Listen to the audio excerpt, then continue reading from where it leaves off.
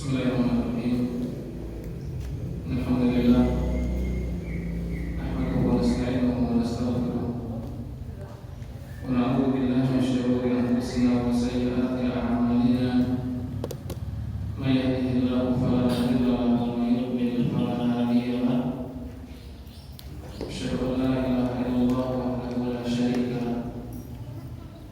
Wa asyhadu anna Muhammadan 'abduhu wa rasuluhu sallallahu alaihi wa ala alihi wa sahbihi wa sallam tasliman katsiran, amma ba'd. Ma'asyiral muslimin dan Allah Subhanahu wa taala. Alhamdulillah, di pertemuan kali ini di hari dan hari Ahad tanggal berapa sekarang, Pak? Tanggal saya tanggal hijriahnya. Tanggal 1 sudah maaf. Tanggal 8, kalau nggak salah 8 Jumada Tsani, dan ini adalah bulan ke-6, dan sebentar lagi kita akan masuk bulan Ramadan. Ramadan itu bulan berapa? Setelah Jumada Tsani apa? Setelah Jumada Tsani bulan apa? Bulan Rajab. Setelah Rajab Sya'ban. Setelah Sya'ban Ramadan. Berarti berapa bulan lagi kita akan berhadapan dengan bulan Ramadan? 2 bulan. 2 bulan lebih. InsyaAllah semoga Allah Subhanahu wa ta'ala mempertemukan kita semua dengan bulan Ramadan. Allahumma amin. Dan sebagaimana biasa, insyaallah ta'ala kita akan kembali melanjutkan kajian kita dengan pembahasan kitab Adabul Masyi ila Shalah, buah karya dari Syekh Muhammad Ibn Abdul Wahhab At-Tamimi rahimahullah ta'ala. Dan di pertemuan lalu kita telah mengetahui bahwasanya saya menyebutkan apa doa yang kita baca ketika tasyahhud. Dan beliau menyebutkan bahwasanya ketika tasyahhud kita membaca tahiyatulillah wassalawatu wa thayyibat. Assalamu alayka ayyuhan nabiy wa rahmatullahi wa barakatuh. Assalamu alayna wa ala ibadillahi shalihin. Asyhadu an la ilaha illallah wa asyhadu anna Muhammadan 'abduhu wa rasuluh. Ini adalah disebut dengan doa tahiyat. Dan doa ini kita baca ketika tasyahhud yang pertama.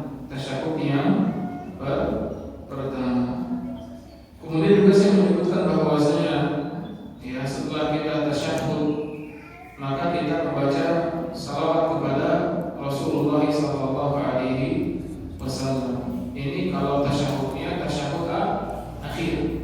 Maka dalam tasyahhud akhir setelah kita membaca doa tahiyat, kita bersalawat kepada Nabi Muhammad sallallahu alaihi wasallam. Dan salawat yang paling sempurna adalah salawat Ibrahimiyah.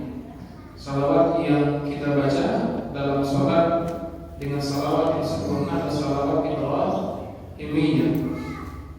Yang mana karena dalam salawat ini disebutkan Nabi Ibrahim, disebutkan nama Nabi Ibrahim. Allahumma shalli ala Muhammad wa ala ali Muhammad kama shallaita ala ali Ibrahim innaka Hamidum Majid. Allahumma barik ala Muhammad wa ala ali Muhammad kama barakta ala ali Ibrahim innaka Hamidum Majid. Ini namanya salawat Ibrahimiyah. Dan inilah yang kita baca selepas kita tahiyat, selepas kita membaca doa tahiyat pada tasyahhud akhir. Kemudian juga Syekh menyebutkan bahwa disunahkan untuk kita berdoa setelah membaca tahiyat dan setelah membaca salawat kepada Nabi Muhammad sallallahu alaihi wasallam dengan doa-doa, terutama doa-doa yang berasal dari Rasulullah sallallahu alaihi wasallam, seperti doa yang berbunyi Allahumma inni a'udzubika min adzabi jahannam. Kemudian wa a'udzubika min adzabil qabr wa a'udzubika min fitnatil mahya wal mamat wa a'udzubika min syarri fitnatil masih ad-dajjal. Ataupun juga doa-doa yang lainnya yang semisal Allahumma a'inni ala dzikrika wa syukrika wa husni ibadatik, atau doa yang lainnya. Apa doa yang lainnya, Pak?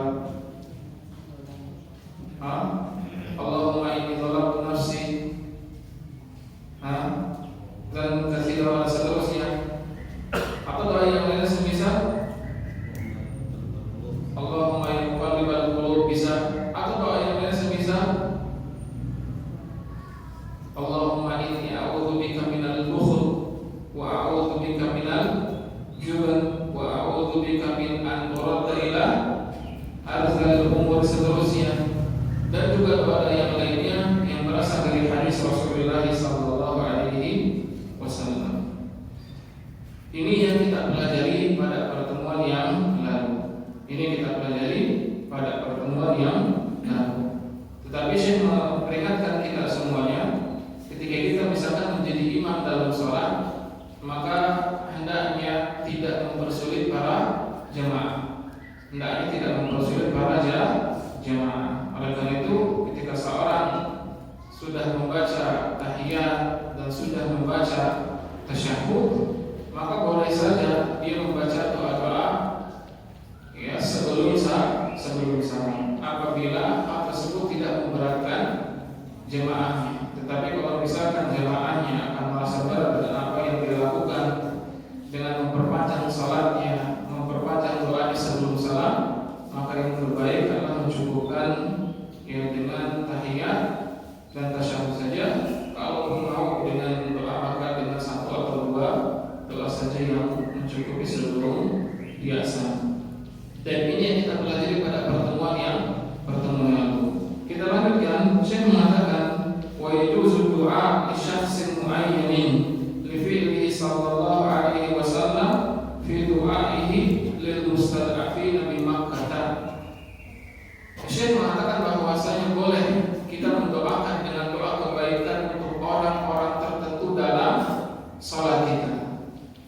Mengapa? Karena Rasulullah sallallahu alaihi wasallam pernah mendoakan beberapa orang-orang tertentu dari kalangan para sahabatnya, dari orang-orang yang lemah ketika mereka berada di Mekah. Maka boleh kita mendoakan dengan memaksudkan orang-orang tertentu dalam salat kita. Boleh. Sebagaimana Rasulullah sallallahu alaihi wasallam juga mendoakan para sahabatnya yang masih berada di kota Mekah. Tetapi kapan kita mendoakan? Para ulama menyebutkan bahwasanya seseorang ketika berdoa dalam sholatnya pada beberapa keadaan. Yang pertama, ketika dalam keadaan berdiri. Itu ketika melakukan doa kunut. Ketika seseorang melakukan doa kunut.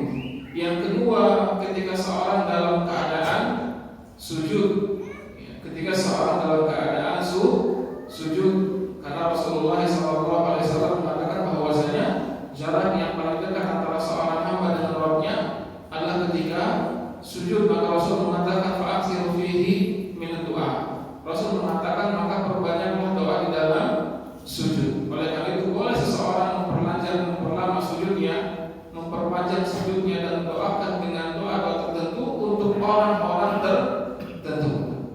Dan termasuk juga diantaranya yang tadi kita sebutkan, ya doa sebelum salam. Fa'ala kulli hal, maka seseorang boleh mendoakan untuk orang-orang tertentu dalam salatnya, Summa yusallimu wa huwa jalisun. Kemudian apabila dia selesai dari doa tadi, dia mengucapkan salam dalam keadaan duduk.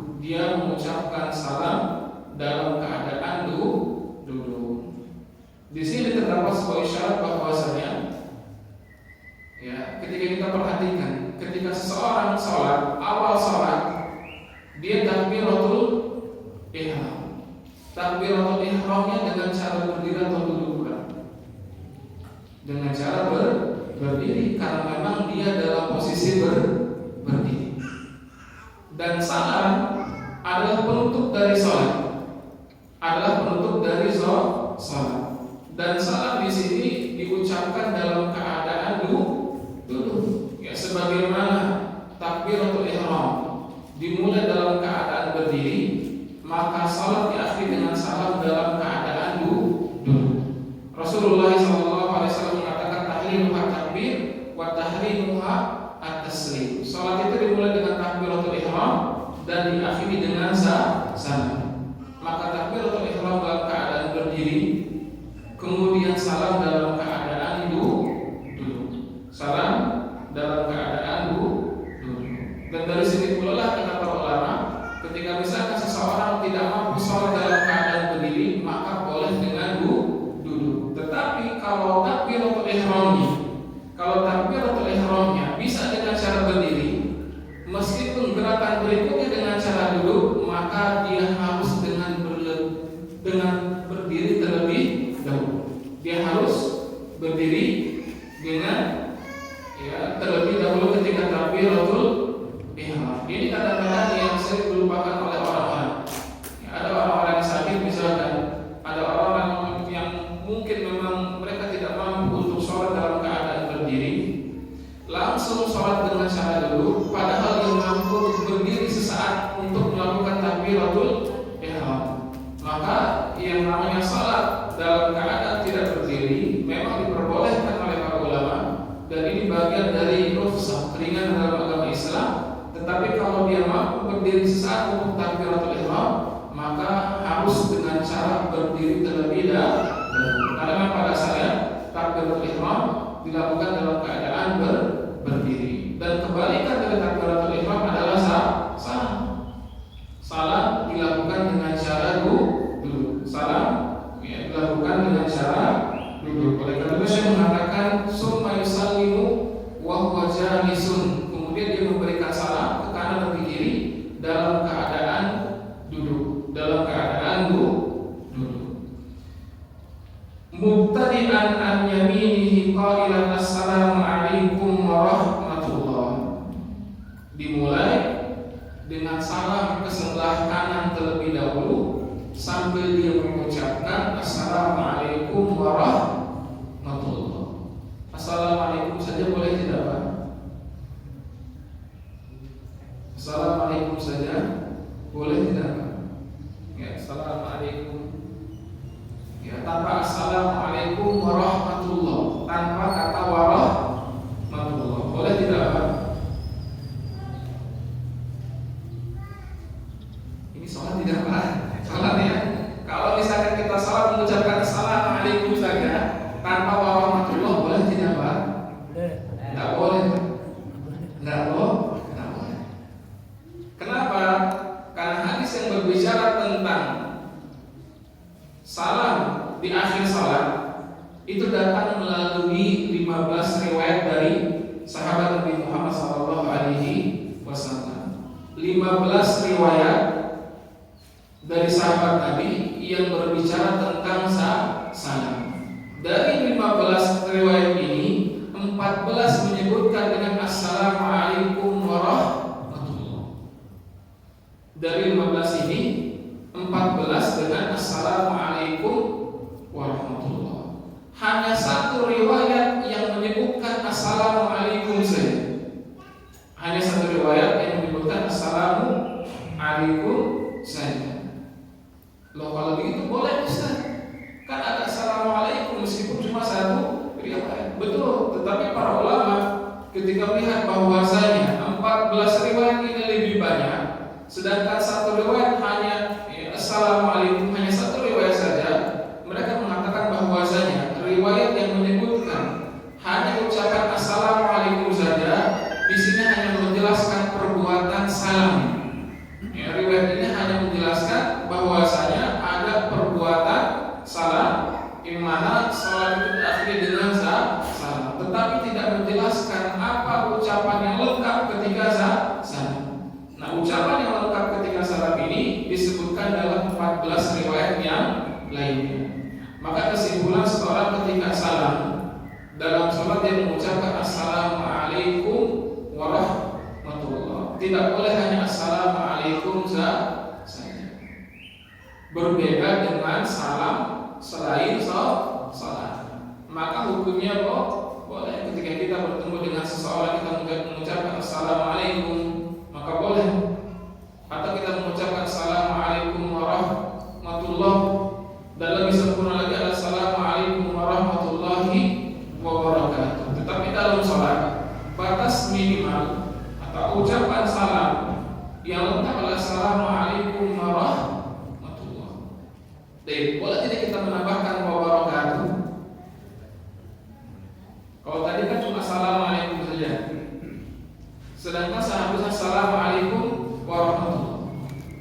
biasa kita mengucapkan Assalamualaikum warahmatullahi wabarakatuh. Boleh tidak Pak kita tambahkan wabarakatuh?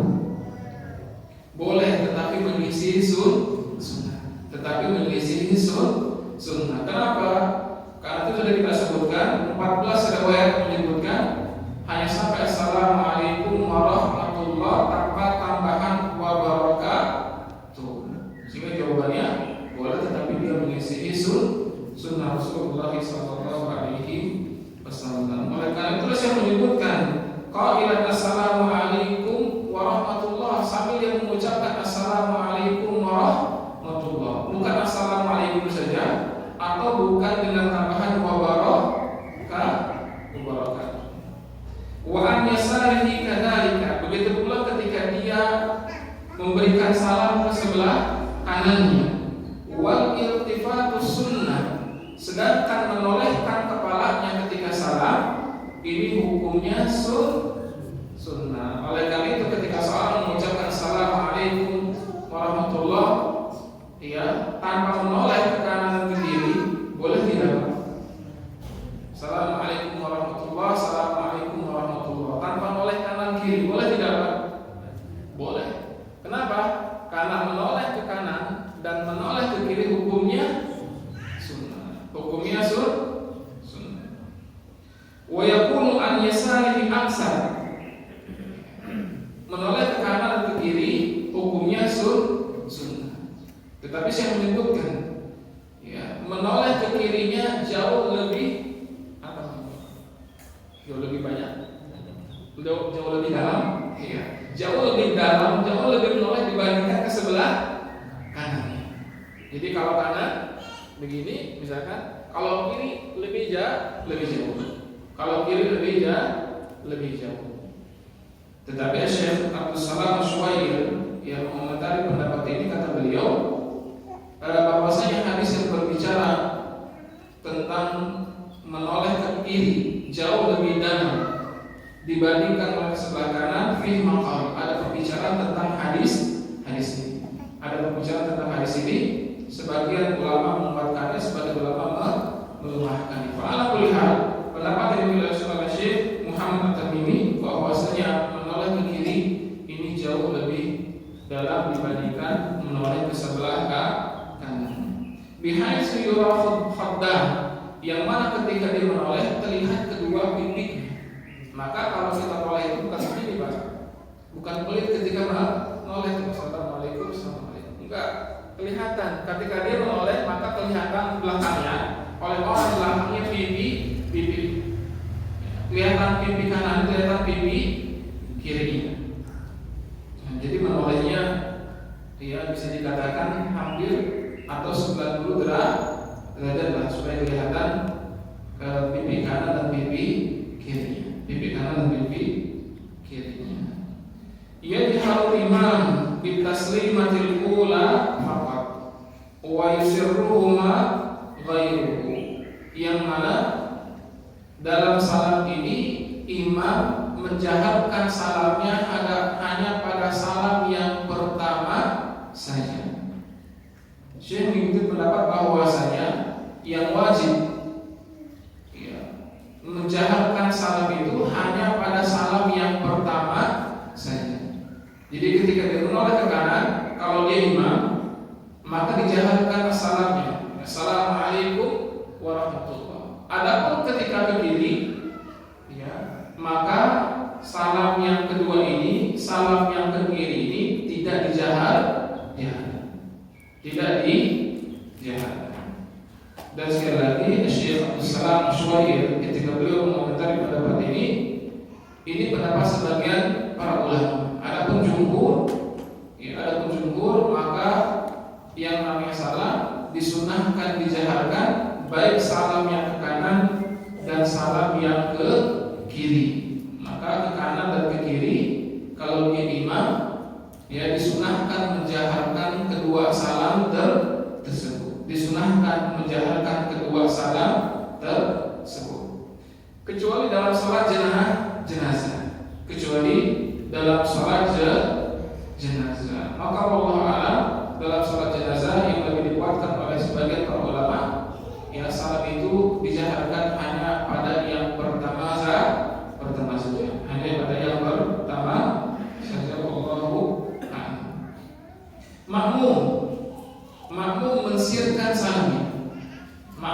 menyisirkan salam. Imam menjaharkan salam, adapun makmum tidak menjaharkan salamnya, tetapi tetap baca dengan cara sir, tetap dibaca dengan cara sir. Wa yusannu hadfuhu wa huwa 'adamu tatwilihi ay la yamuddu bihi sautahu. Kemudian ketika dia salam, maka jangan dipanjangkan dengan cara berlebihan. Inilah yang sunnahnya. Wallahu a'lam, inilah yang sunnah ketika salam, itu tidak memanjangkan bacaan pada as-salam. Jadi ketika salam, yang namanya mad ya 2 harakat. Assalamualaikum warahmatullahi, Assalamualaikum warahmatullahi. Sebagian orang mungkin memanjangkan dengan Assalamualaikum, Assalamualaikum warahmatullahi, Assalamualaikum warahmatullahi. Wallahu a'lam, ini boleh. Ini boleh. Tetapi yang sunnah adalah memendekkan, terutama pada kata Assalamualaikum warahmatullahi, Assalamualaikum warahmatullahi. Inilah yang sunnahnya. Inilah yang sunnahnya. Walaupun sekali lagi boleh dia memanjangkan misalkan pada kata Assalamualaikum warahmatullahi, Assalamualaikum warahmatullahi. Tapi yang sunnahnya lebih pendekkan. Wallahu a'lam. Wa yanwi bihi al-khuruj min as-salah, dan ketika dia salam, maka dia meniatkan dengan salam tersebut keluar dari salatnya. Dia meniatkan dengan salam tersebut keluar dari salatnya. Dan ini pendapat sebagian para ulama. Jadi ada niat masuk ke dalam salat, ada niat keluar dari salat. Kapan niat masuk ke dalam salat ini, Pak? Kapan niat masuk ke dalam salat? Ketika takbiratul ihram tadi. Ya. Ketika takbiratul ihram, ya, dan sesaat sebelum takbiratul ihram kita berniat. Inilah niat masuk ke dalam salat kita. Kalau ada niat masuk, maka ada niat keluar. Kapan niat keluarnya?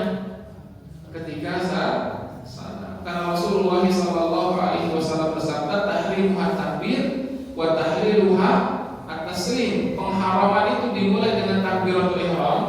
Maka ketika sudah takbiratul ihram, ada beberapa hal yang kita haram untuk melakukannya. Apa itu misalkan, Pak? Ketika kita sudah takbiratul ihram, ada beberapa hal yang kita diharamkan untuk melakukannya. Contohnya apa? Berbicara, apalagi tertawa, apalagi Pak? Makan, minum. Hal-hal ini tidak boleh kita lakukan ketika salat. Makanya takbiratul ihram, ya, takbir yang pertama dikatakan sebagai takbiratul ihram karena kita diharamkan melakukan beberapa hal. Dan Rasul mengatakan wa tahliluha at-taslim, dan penghalaman dari hal-hal diharamkan tadi itu dengan salam. Maka ketika kita sudah salam, boleh tidak kita bicara? Boleh. Boleh kita makan? Boleh. Asal sudah salam. Sudah salam. Maka niat keluar dari sholat kita ini ketika kita mengucapkan salam. Ketika kita mengucapkan salam. Wa yanwi aidan as-salam 'alal hafadhati wa 'alal hadirin, dan meniatkan dengan salam tadi untuk memberi salam kepada para malaikat. Ya, ketika kita menoleh ke kanan ke kiri, kita mengucapkan Assalamualaikum warahmatullahi, itu buat siapa, Pak? Selain buat orang-orang di samping kita, kanan dan kiri kita, juga kepada para malaikat. Ustaz, saya sholat sendirian, nggak perlu salam, Ustaz. Kenapa nggak ada orang? Bukan. Salam itu bukan hanya untuk orang saja, tetapi juga untuk para malaikat. Wa'al hadirin, dan juga kepada yang hadir. Siapa yang hadir? Bisa manusia, bisa juga dari kalangan jin. Karena memang salam ini juga kepada makhluk yang ghaib. Oleh karena itu ketika seseorang misalkan masuk ke dalam rumah, meskipun tidak ada orangnya, tetap disunahkan mengucapkan salam. Tetap disunahkan mengucapkan salam. Apalagi misalkan rumahnya terkenal angker misalkan, ya. Ustaz, rumah itu angker Ustaz, nggak ada penghuni sekian tahun. Gimana? Ya masuk saja ucapkan assalamualaikum. Ucapkan assalamualaikum. Tapi kan tidak ada orang, iya, tapi kan ada penghuni gaibnya. Maka kita mengucapkan salam kepada mereka. Oleh karena itu jangan ada nanti ketika kita ucapkan assalamualaikum, ada yang jawab waalaikumsalam. Ternyata nggak ada orang. Itu berarti ada makhluk gaib yang menjawabnya. Ada makhluk gaib yang menjawab. Ada apa? Ada kejadian. Saya lupa salah seorang sesudahnya menceritakan kepada saya seperti dia masuk hotel atau nggak salah, ya, dia ucap assalamualaikum, ya, kemudian jawab waalaikumsalam. Hotel ya, ternyata dia jarang orangnya, nggak ada kamu tapi nggak ada yang jawab. Jangan takut, biarkan saja. Maka salam itu juga untuk makhluk-makhluk yang lain, untuk makhluk-makhluk yang lain. Wa in kanat salatu aktsar min rak'ataini, dan kalau salatnya lebih dari 2 rakaat maka ada 2 tasyahud. Kalau salatnya lebih dari 2 rakaat maka ada 2 tasyahud. Ada tasyahud awal dan ada tasyahud akhir. Tasyahud awal apa yang kita baca? Tasyahud awal. Misalkan salat zuhur, rakaat yang kedua itu tasyahud awal. Tasyahud awal apa yang kita baca? At-tahiyatu lillah wassalawatu wattayyibat. Assalamu alayka ayyuhan nabiy wa rahmatullahi wa barakatuh. Assalamu alayna wa ala ibadillahi shalihin. Asyhadu an la ilaha illallah wa asyhadu anna Muhammadan abduhu wa rasuluh. Ini tasyahud yang awal. Sampai kata sini dia berdiri untuk menuju rakaat yang berikutnya. Tapi kalau tasyahud akhir ditambah tadi dengan shalawat Ibrahimiyah. Baik. Kalau dia tasyahud awal, maka dia menuju rakaat yang berikutnya. Bagaimana cara bangkitnya? Saya mengatakan nahaba mukabbiran, dia bangkit sambil mengucapkan Allahu Akbar. Ala suduri qadamaihi, yang mana dia bertelekkan pada bagian atas dari telapak kaki bawahnya. Bagian atas telapak kaki bawahnya. Kalau kita ingat bahwa ketika kita menjelaskan tentang turun untuk sujud, apa pendapat yang Syekh pilih? Syekh memilih pendapat bahwasanya yang pertama kali sujud, yang pertama kali turun adalah apa? Lutut atau tangan dulu, Pak? Yang lutut tangan, lutut dulu, baru kemudian tangan. Lutut dulu, baru kemudian tangan. Dengan bersandarkan kepada telapak kaki bawah yang bagian atas. Jadi kalau misalkan kita mau turun, maka nyandirnya ke sini, Pak.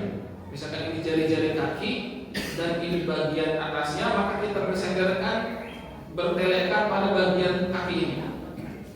Nah, ketika bangkit dari tasyahud tadi, kebalikannya.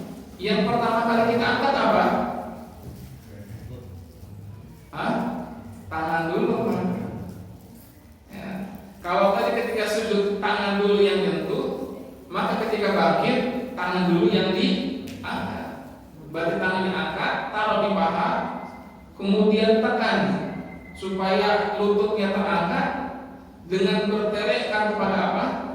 Dengan bertelekkan kepada apa ini? Telapak kaki bagian atasnya, telapak kaki bawah yang di bagian atasnya. Ini maksudnya. Ya, dia bersandarkan kepada telapak kaki bawahnya yang bagian atas. Ada paham ini? Gambarannya apa ya? Apa perlu kita contohkan? Tapi saya nggak ada yang mau jadi sukarelawan tidak?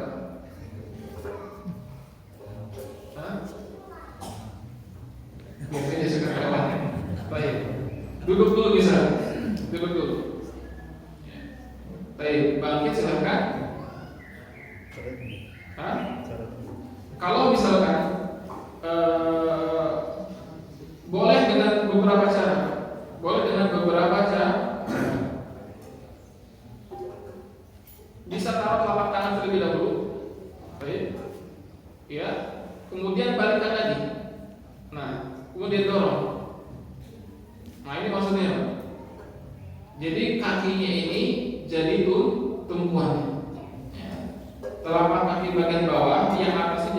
mendorong untuk naik ke rakaat yang berikutnya. Atau duduk lagi silakan. Atau juga bisa langsung dia berdiri dengan mendorong dengan kedua lututnya dan kemudian bersandar pada kakinya. Silakan langsung saja tangan bersandar dia dorong, atau dengan cara seperti ini. Dengan cara seperti ini. Jelas ya? Oke, syukur. Ini pendapat yang dipilih oleh Syekh. Dari pendapat jumhur para ulama bahwasanya seorang itu bertelekan kepada kakinya, tetapi yang pertama kali diangkat adalah tangan, kemudian lutut, kemudian dia mendorong dengan telapak kaki bawahnya yang bagian atasnya yang dekat dengan jari jemari. Yang dekat dengan jari jemarinya Allah. Idza faraga min at-tasyahhudil awwal, kalau dia selesai dari tasyahhud awal, wa ya'ti bima baqiya min salatihi kama sabaq, dan rakaat yang berikutnya, rakaat yang ketiga, rakaat yang keempat sama seperti rakaat-rakaat sebelumnya. Illa annahu la yajharu, hanya saja pada rakaat yang ketiga ini, rakaat yang keempat ini tidak dikeraskan suaranya. Ini tentu kalau misalkan salatnya semisal salat maghrib atau salat isya, ada pada salat zuhur, ada pada salat asar, maka rakaat pertama dan rakaat kedua tidak dijaharkan. Wala yaqra' syai'an ba'dal Fatihati, dan tidak membaca doa apapun setelah Al-Fatihah. Tidak membaca doa apapun setelah Al-Fatihah. Tapi boleh tidak membaca. Kalau dibaca haram tidak apa? Rakaat ketiga dia baca setelah Al-Fatihah baca surat yang lain. Rakaat ketiga, rakaat keempat dia baca surat setelah Al-Fatihah. Dia baca, haram tidak apa? Makruh tidak apa? Tidak haram, tidak makruh. Saya mengatakan fa in fa'ala lam yukrah. Kalau dia melakukan maka tidak dimakruh. Tidak makruh, tetapi menyisihi sunnah.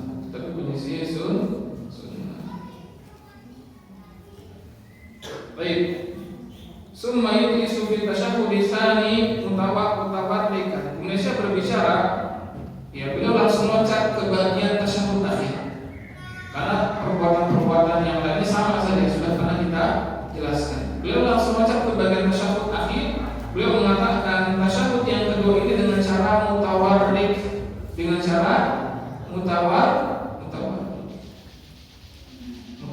paham? Ya, kalau misalkan kita sholat 4 rakaat, tasyahud yang kedua itu duduknya dengan cara duduk mutawarrik. Iftirash sudah pernah kita jelaskan, duduk iftirash ini pada tasyahud awal dan juga pada duduk di antara dua sujud itu namanya duduk Ada duduk tawarruk atau duduk tawarruk, ada duduk yang pada tasyahud yang kedua. Duduk pada tasyahud yang kedua. Bagaimana caranya? Yafrishu rijlahul yusra wa yansibul yumna, yang mana dia membentangkan kaki kirinya dan menegakkan kaki kanannya, wa yukhrijuhuma an yamini, dan menjadikan kedua telapak kakinya di sebelah kanannya. Oleh karena itu duduk tawarruk, telapak kakinya dua-duanya di sebelah kanan. Betul tidak Pak? Duduk tawarruk itu kedua kakinya, telapak kakinya dua-duanya di sebelah kanan. Adapun duduk iftirash, maka hanya telapak kaki kanan saja di sebelah kanan. Ini beda antara iftirash dengan tawarruk. Wa yaj'alu al-yadayhi 'alal ardi, dan dia menjadikan kedua bokongnya di atas lantai. Oleh karena itu dalam duduk tawarruk, ya, bokongnya di atas lantai. Adapun pada duduk iftirash, di mana bokongnya di atas telapak kaki kiri. Ini pada duduk iftirash. Fayati bitasyahudil awal, maka dia membaca tasyahud awal, summa bisalati ala Nabi sallallahu alaihi wasallam, kemudian dia membaca salawat kepada Nabi Muhammad, summa bidu'a, kemudian doa, summa yusallim, kemudian mengucapkan salam. Inilah yang kita lakukan ketika kita pada posisi tasyahud akhir. Wa yanhariful imamu ilal mu'minina ala yaminihi aw ala shimali. Kemudian setelah dia mengucapkan salam, imam menghadapkan badannya ke arah makmum, baik dari sebelah kanan atau dari sebelah kiri. Berarti ketika kita menjadi imam, disunahkan untuk membalikkan dan menghadapkan badan kita ke arah makmum. Dari arah mana, Pak? Boleh dari arah kanan, muternya boleh dari arah kiri. Jadi kalau misalkan saya imam, di sini kiblat, ketika saya membalikkan badan, boleh dari sebelah kanan saya muternya, boleh dari sebelah kiri muternya. Wala yutirul imamu julusa ba'da salam mustaqbilal qiblati, dan imam selepas salam jangan terlalu lama menghadapkan badannya ke arah kiblat. Yang menjadi imam, ya ketika selepas salam jangan terlalu lama menghadapkan badannya ke arah kiblat. Kenapa? Karena dia disunahkan untuk menghadapkan badannya ke arah makmum. Tetapi juga sunnahnya, ya, dia imam tidak langsung membalikkan badannya kecuali setelah berdoa, kecuali setelah berzikir. Apa zikirnya, Pak? Istighfar berapa kali? 3 kali. Kemudian dia membaca Allahumma antas salam wa minkas salam tabarakta ya dzal jalali wal ikram. Kalau imam sudah baca zikir tadi astagfirullah 3 kali, kemudian Allahumma antas salam wa minkas salam tabarakta ya dzal jalali wal ikram, setelah baca doa ini sunahkan ini tadi maksudnya imam untuk membalikkan badannya ke arah makmum. Imam untuk membalikkan badannya ke arah makmum. Jadi imam itu jangan terus menghadap ke arah kiblat. Walaupun berdosa tidak, Pak? Tidak berdosa. Karena membalikkan badan hukumnya sunnah. Karena membalikkan badan hukumnya sunnah. Wala yansariful makmum qablahu, dan makmum jangan meninggalkan tempat salatnya sebelum imam. Makmum jangan meninggalkan tempat salatnya sebelum imam. Apa yang dimaksud makmum jangan meninggalkan tempat salatnya sebelum imam, Pak? Ada beberapa tafsiran di antara para ulama. Di antara tafsirannya adalah bahwasanya tidak boleh makmum ini mendahului imam dalam salam. Ini yang pertama. Tidak boleh makmum mendahului imam dalam salamnya. Dan terlebih di bawah adanya oleh Syekh, beliau mengatakan di qaulihi sallallahu alaihi wasallam, inni imamukum, sesungguhnya aku adalah imam kalian. Fala tasbiquni birruku, maka jangan mendahului aku dengan ruku. Wala bisujud, juga dengan sujud. Wala bil qiyam, juga dengan berdiri. Wala bil insiraf, juga dengan berpaling. Para ulama mengatakan dimaksud dengan berpaling di sini adalah mengucapkan salam. Maka kalau kita salam harus imam dahulu, baru kemudian makmum. Ya, tidak boleh makmum mendahului imam. Berdasarkan hadis ini dan juga berdasarkan hadis-hadis yang lainnya yang menyatakan keharaman seseorang mendahului imamnya. Maka kalau imam ruku baru kita ruku. Kalau imam sujud baru kita sujud. Kalau imam salam baru kemudian kita salam. Baru kemudian kita salam. Maka tidak boleh mendahului imam dalam perbuatan-perbuatan tadi. Ini tafsiran yang pertama, bahwasanya tidak boleh seorang makmum mendahului imam dalam salamnya. Tafsiran yang kedua bahwasanya jadi disebutkan oleh Al-Imam Ibnu Rajab rahimahullah taala, bahwasanya tidak boleh mendahului imam kecuali setelah imamnya berpaling dari kiblat menuju ke arah makmum, atau setelah imam meninggalkan tempat salatnya. Ini tafsiran yang kedua. Tafsiran kedua istilah ini bahwasanya tidak boleh makmum meninggalkan tempat salatnya sampai imam berpaling ke arah makmum atau imam meninggalkan tempat salat, atau imam meninggalkan tempat salatnya.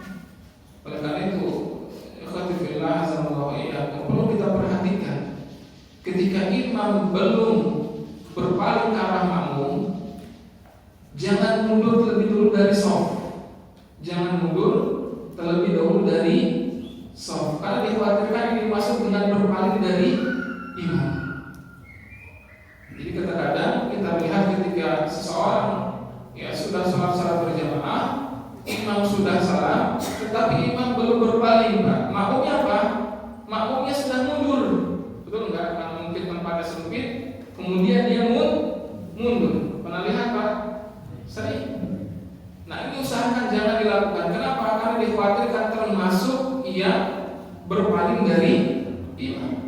Maka selama imam belum berpaling ke arah jamaah, makmum jangan mundur terlebih dahulu dari shafnya, atau jangan berdiri meninggalkan tempat salat.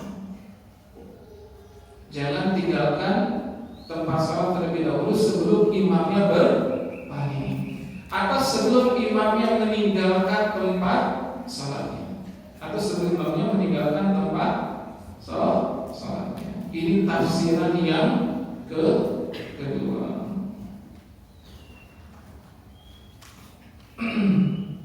Jadi kita lanjutkan, fa in shalla ma'ahu nisa, kalau salat bersama para lelaki, para perempuan, in sharafan nisa wa sabata rijal qalilan, maka kalau selesai salat biarkan perempuan keluar terlebih dahulu dalam jeda waktu yang sedikit, baru kemudian laki-lakinya.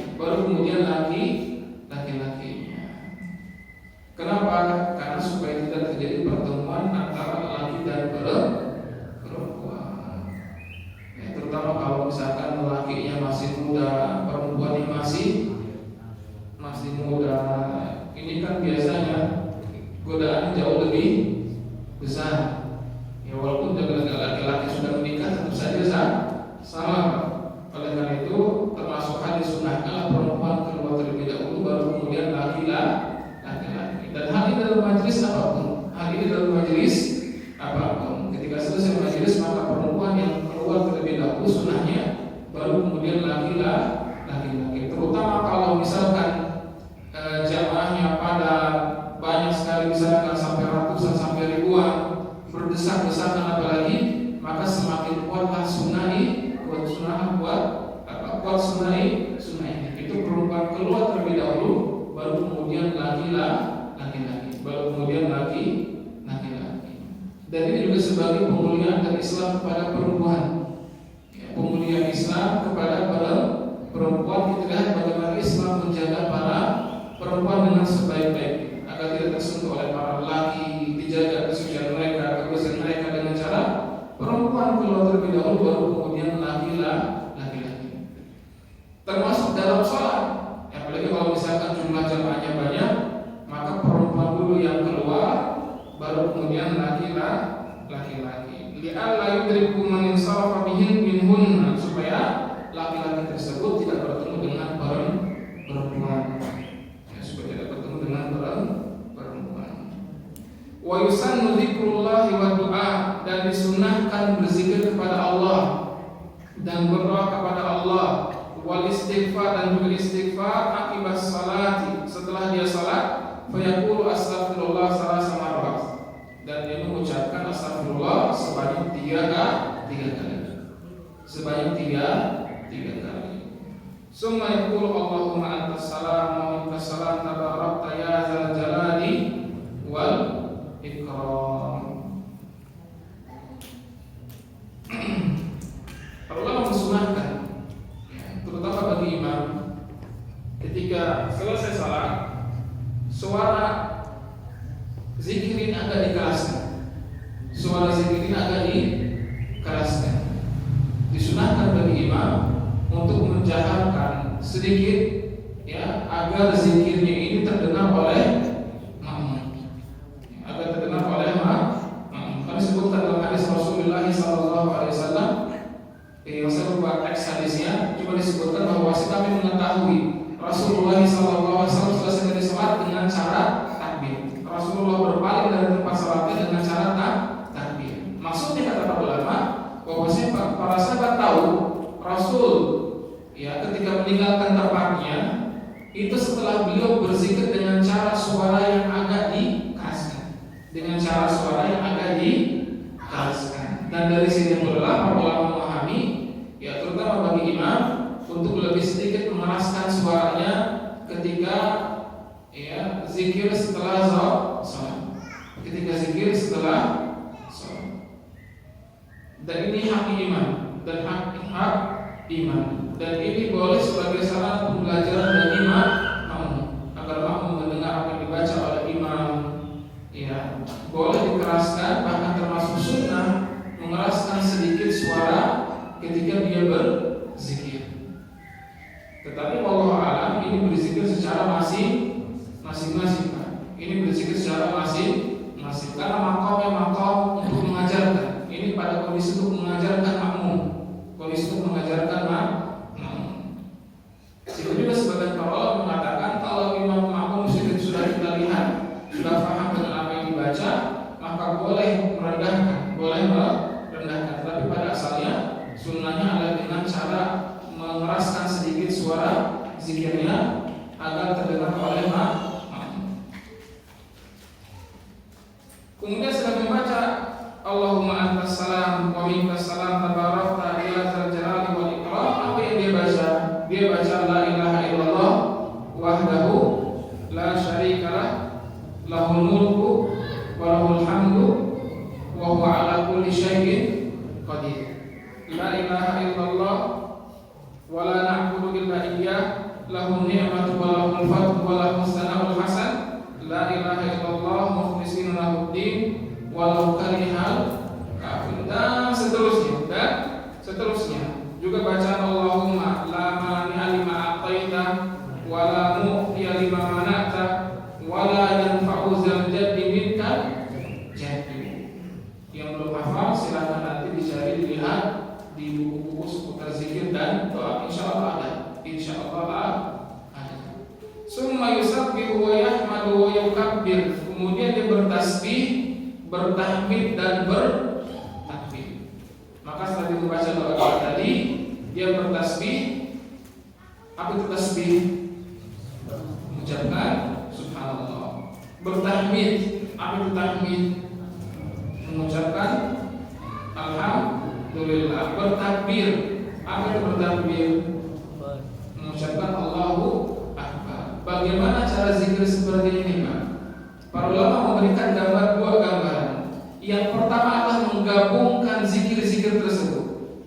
Jadi subhanallah, alhamdulillah, wallahu akbar digabungkan dalam satu rangkaian.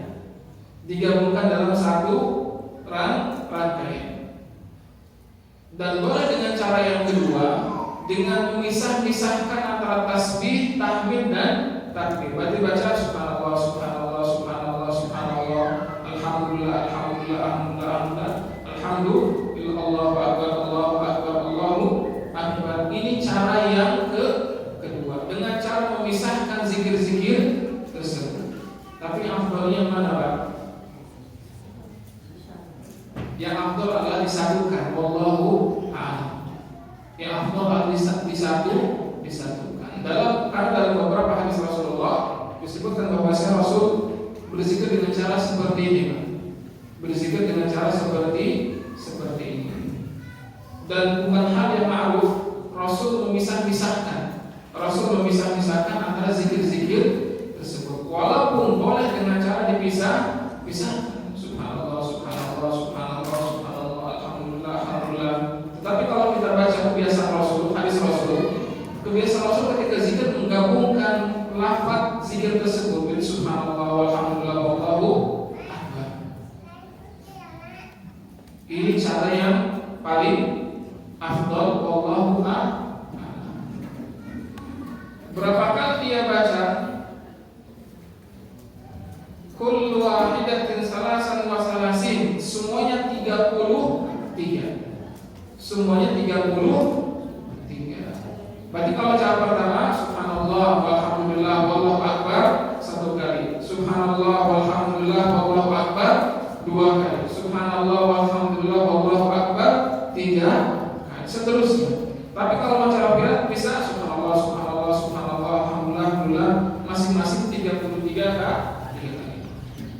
Masing-masing 33 kali. Summa yaqulu tamamal mi'ah. Kemudian ketika 100-nya maka dia menyempurnakan dengan bacaan la ilaha illallah wahdahu la syarikalah lahul mulku wa lahul hamd yuhyi wa yumiit wa huwa ala kulli syai'in qadir. Atau yang semisal dengannya, la ilaha illallah wahdahu la syarikalah lahul mulku wa lahul hamdu wa huwa ala kulli syai'in qadir, maka genaplah 100.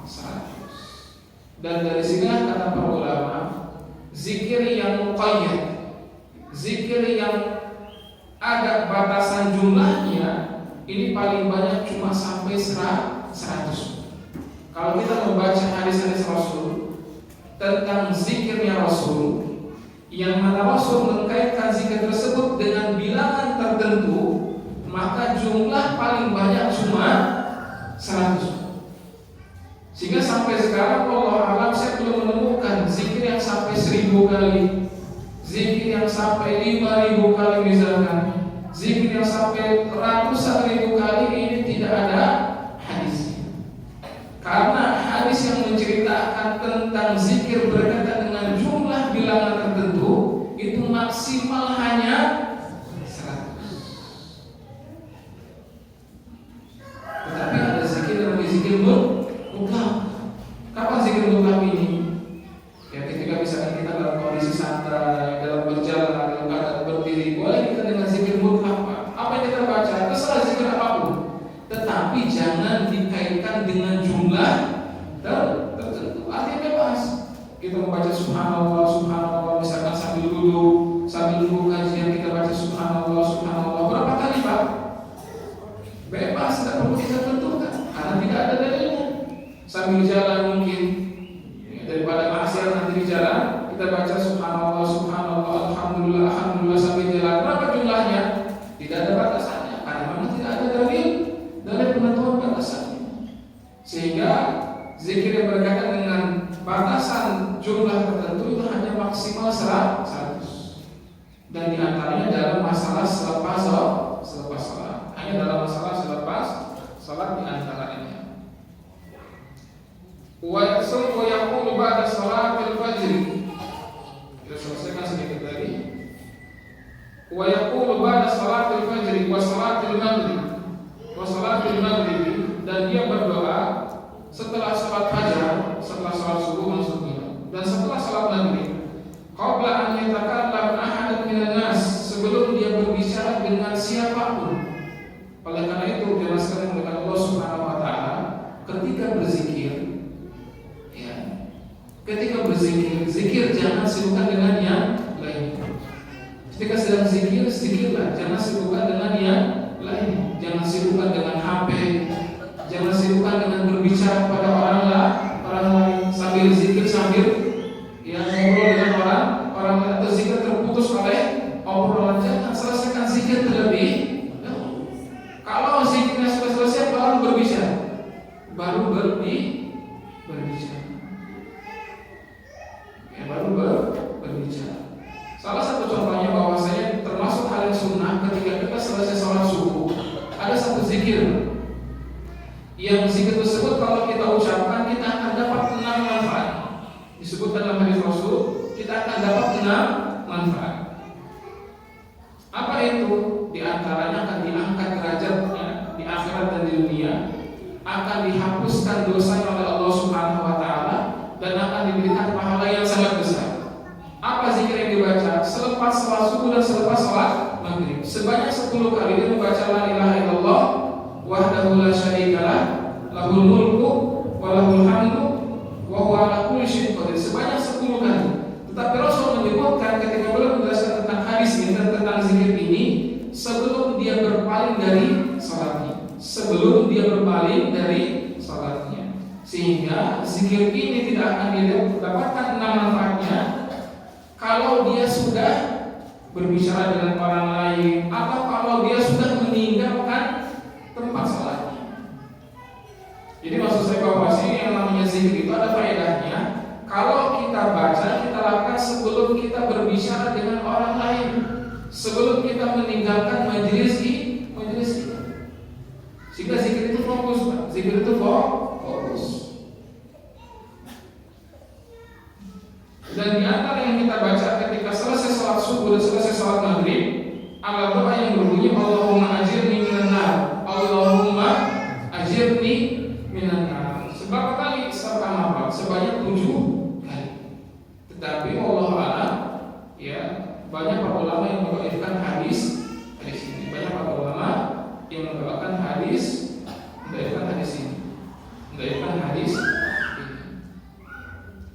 Tetapi bagi sebagian para ulama boleh. Kenapa? Karena termasuk doa. Dan para ulama biasanya mereka lebih bermudah-mudahan dalam masalah doa. Oleh karena itu sebagian ulama membolehkan yang membaca doa ini, Allahumma ajirni minan nar, wahai Allah, lindungilah aku dari neraka sebanyak 7 kali. Wal israru bidu'a afdal, dan berdoa dengan cara sir ini yang lebih afdal. Berdoa dengan cara sir ini yang lebih afdal. Kecuali bagi imam tadi, Pak. Kalau imam bermaksud mengajarkan doa dan zikir kepada makmum, maka dikeraskan sedikit suaranya. Tetapi secara umum, kalau tidak dalam kondisi seperti ini atau bagi makmum, maka doa yang lebih afdal dengan cara yang sir. Wa kadza bi du'ail ma'suri afdal. Begitu pula doa dengan yang maksur, yang berasal dari hadis Nabi Muhammad SAW, ini yang lebih afdal. Doa yang berasal dari hadis Nabi ini yang lebih afdal.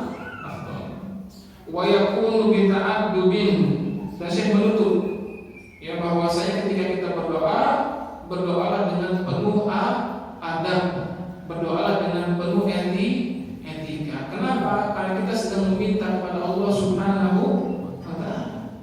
Maka berdoalah dengan cara seperti anak-anak merengek minta sesuatu kepada orang tuanya, dengan suara yang lemah lembut, dengan suara yang penuh dengan meminta kasih sayang dan pertolongan dari Allah Subhanahu wa ta'ala. Maka berdoa itu bukan dengan cara teriak-teriak. Tidak pantas ketika seorang anak berteriak di hadapan orang tua, maka apalagi lagi seorang hamba kepada Rabb-nya. Ya, maka ketika seorang berdoa kepada Rabb-nya dengan penuh kelemah lembutan, dengan suara yang dilirihkan, yang meminta seperti anak kecil meminta kepada orang tuanya, wa khusyuk, dan juga penuh khusyuk, wa hudur qalbin, dan juga hadirnya hati. Maka berdoa, berzikir itu hatinya hadir. Sehingga ketika berzikir jangan toleh kanan toleh kiri. Kadang sebagian kita kalau habis sholat zikir tidak apa? Zikir, tapi sibuk apa yang lihat kanan, ya lihat kiri. Ini akan memalingkan hati kita, akan memalingkan hati kita. Zikir subhanallah subhanallah, tapi nanti tetangganya dilapain, ya. Ini akan menghilangkan khusyuk, hatinya akan hilang hadirnya. Apalagi sampai main handphone sambil zikiran. Maka kalau zikir, hadapkan ke arah kiblat atau ke arah sujud, jangan toleh kanan toleh kiri.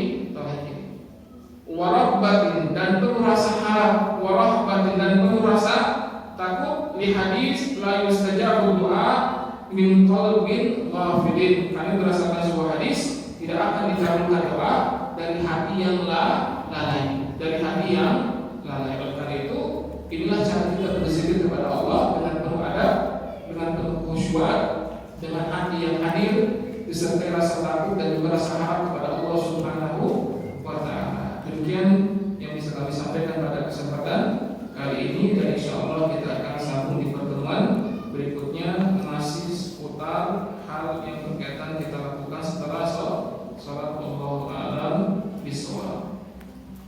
Sebelum kita tutup, ada pertanyaan baik dari ikhwan maupun akhwatnya. Bapak terkait dengan disunahannya Allah setelah sholat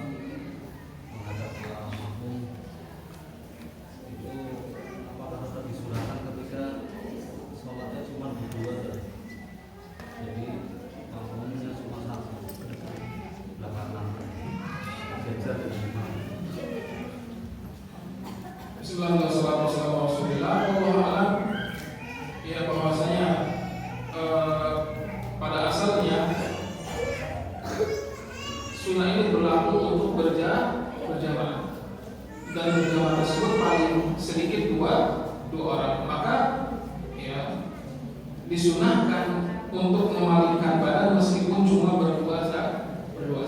Disunahkan untuk memalingkan badan meskipun cuma berdua saja. Allah a'lam bishawab.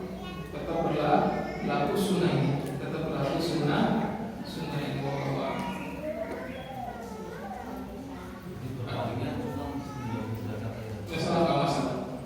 Nggak masalah. Karena di beberapa hadis Rasul disebutkan Rasul berpaling itu tidak sepenuhnya menghadap ke arah kiblat, tetapi cuma sekitaran 90 derajat, kadang ke arah kanan, kadang ke arah kiri. Hanya saja ya, hadis ini juga dipermasalahkan oleh sebagian para ulama atau sebagian para ulama. Hadis yang menyebutkan bahwa si Rasul berpaling tetapi tidak sepenuh badan, ini didapatkan oleh sebagian para ulama. Serta sebagian para ulama tidak menjadikannya. Kalau karena itu kita lihat ya, dalam sebagian salat sebagian imam itu tidak sepenuhnya menghadap ke arah ya, maka mereka berpegang dengan hadis ini. Hadis tentang bahwasanya imam itu tidak sepenuhnya menghadap ke arah makmum. Jadi tidak berputar 180 tapi sekitar 90 derajat saja. Wallahu a'lam. Baik, ada pertanyaan kedua? Jawab. Salat antara sholat jenazah dengan sholat yang lain itu apa ada bedanya itu? Karena biasanya kalau di tempat saya, kalau sholat jenazah itu imamnya Assalamualaikum warahmatullahi wabarakatuh, tetapi kalau sholat biasa kan Assalamualaikum warahmatullahi wabarakatuh. Nanti sholat kita jelaskan di pembahasan sholat jenazah. Sholat jenazah ini punya beberapa perbedaan dibandingkan sholat biasa, termasuk dalam masalah salat.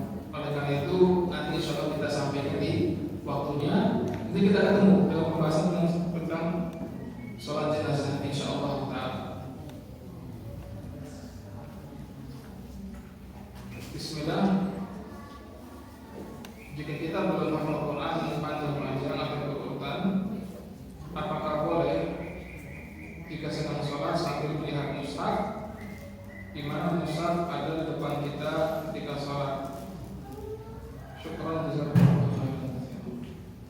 Wallahu a'lam. Boleh kita sholat sambil melihat mushaf.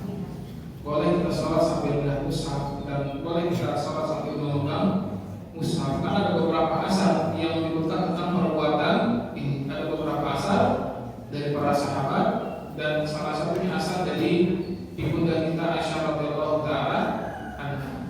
Sehingga jawabannya boleh. Tetapi yang lebih utamanya adalah membaca dengan apa yang kita miliki dari hafalan al-Quran kita. Kalau belum hafal berarti harus menghafal. Berarti hafal. Tambahkan lagi sedikit demi sedikit yang kita punya.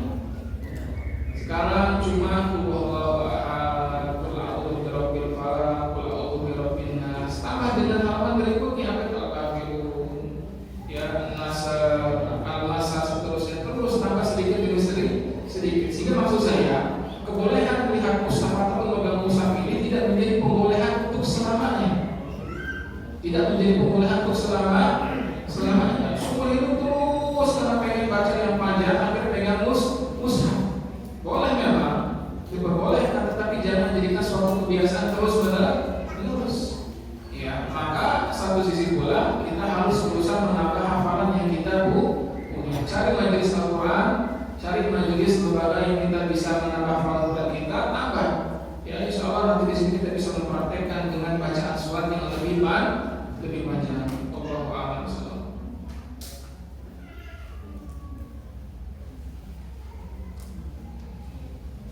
Bismillah. Ustaz Ahmad, apakah boleh dalam iftirash dan duduk tawarruk tidak ada perbedaan dalam menempatkan pantatnya karena kakinya terlalu sakit apabila yang disesuaikan? Baik, pada asalnya menempatkan bokongnya di lantai dalam tawarruk. Adapun dalam iftirash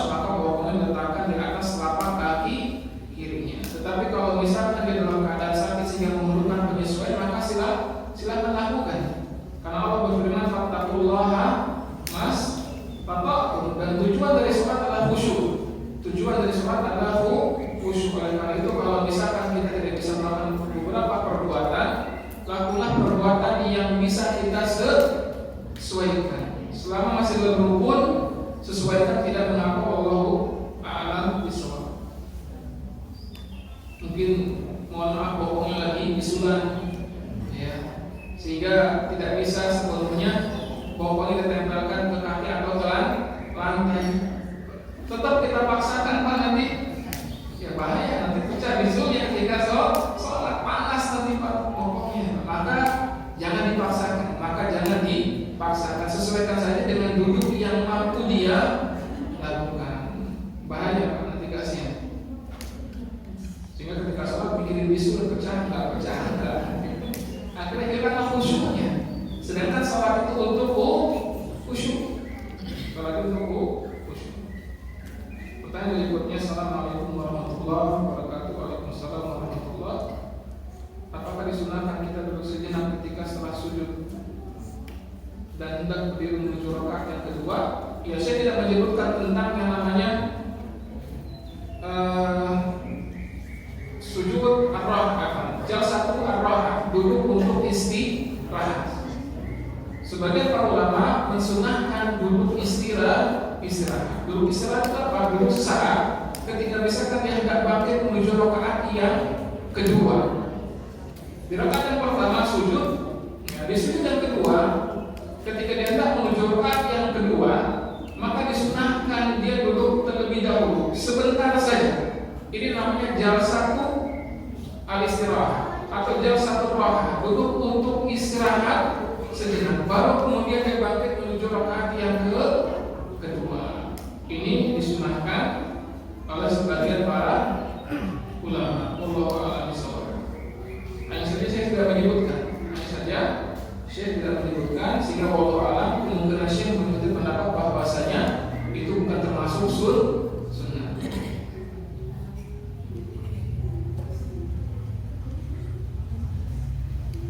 Apakah ada dalil baca zikir setelah salat membaca zikir la ilaha illallah? Ada dalilnya. Kalau la ilaha illallah dimaksud tadi kita baca la ilaha illallah wahdahu la syarikalah lahul mulku wa lahul hamdu, itu dari la ilaha illallah. Tetapi kalau dalil hanya baca la ilaha illallah saja, la ilaha illallah, maka Allah alam sampai sekarang saya belum mendapati dalil bahwasanya setelah salat kita membaca la ilaha illallah berulang kali.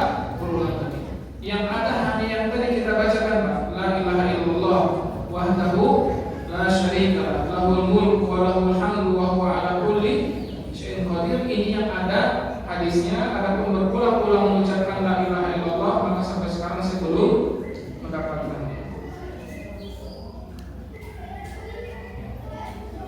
Bagaimana hukum membalikkan badan ketika menjadi imam tatkala makmumnya perempuan dan mahram atau bukan mahram? Kalau mahram tidak masalah dia membalikkan badannya, misalkan sholat bersama, misalkan